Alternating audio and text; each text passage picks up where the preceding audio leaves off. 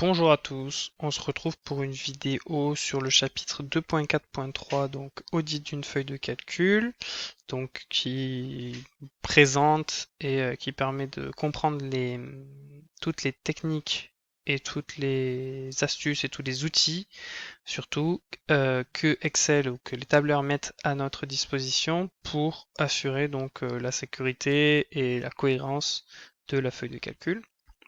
Et donc là, on va voir ce que sont les antécédents et les dépendants d'une formule. Donc, pour accéder à cette fonction, on va aller dans Formule, ici, et ici, dans Vérification des formules, on a repéré les antécédents et repéré les dépendants. Alors, qu'est-ce que ça veut dire? Par exemple, pour la formule qui se situe en B9, si on dit repérer les antécédents, il va nous faire remarquer que la formule, elle utilise la cellule A9 et elle utilise aussi des informations qui sont sur une autre feuille. Mais en fait, quand on regarde la formule, on voit bien qu'effectivement, il utilise A9 dans sa recherche et dans son si est vide, mais il utilise aussi une autre feuille, donc la feuille produit. Et donc ici, effectivement, il vient rechercher le code qui se situe donc en A9. Il vient le rechercher dans cette matrice-là et il affiche la deuxième colonne, c'est effectivement le cas. Et donc on voit que cette fonction antécédent, elle permet de voir les cellules qu'utilise la formule qu'on est en train donc d'analyser. Euh, on peut le faire pour le prix unitaire hors taxe par exemple. Le prix unitaire hors taxe par exemple, il utilise le code, donc la cellule en A9, et ensuite évidemment toujours la même matrice qui se situe dans le produit. Pour le calcul du montant total, repérer les antécédents, là il y a des points, ici, là et là, et en fait quand on double-clique sur la formule, on voit que ça apparaît plus en couleur, c'est encore plus visuel, mais l'avantage de antécédent et dépendant, c'est que ça va le faire sur toute la...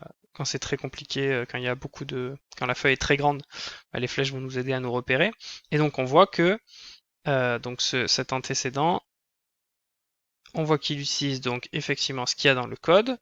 Il utilise aussi ce qu'il y a en C9, donc dans les quantités, et ce qu'il y a dans D9 dans le prix. Et donc cette formule, qui se situe en E9, utilise A9, C9 et D9. Donc les antécédents, ça permet de voir les cellules qu'utilise la formule qu'on est en train d'analyser. Alors que les dépendants, on va repérer les dépendants pour celle-là, ça montre quelles sont les formules qui utilisent la cellule qu'on est en train d'analyser. Et donc on voit que effectivement la cellule E21, elle utilise la cellule 9 puisque c'est la somme de toutes celles-là.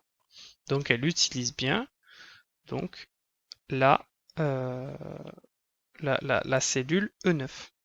Donc il faut bien, enfin le chapitre, enfin ce point-là du chapitre est vraiment simplissime. Hein. C'est juste la distinction entre antécédent et dépendant. Antécédent, c'est ce qu'il y a avant notre formule.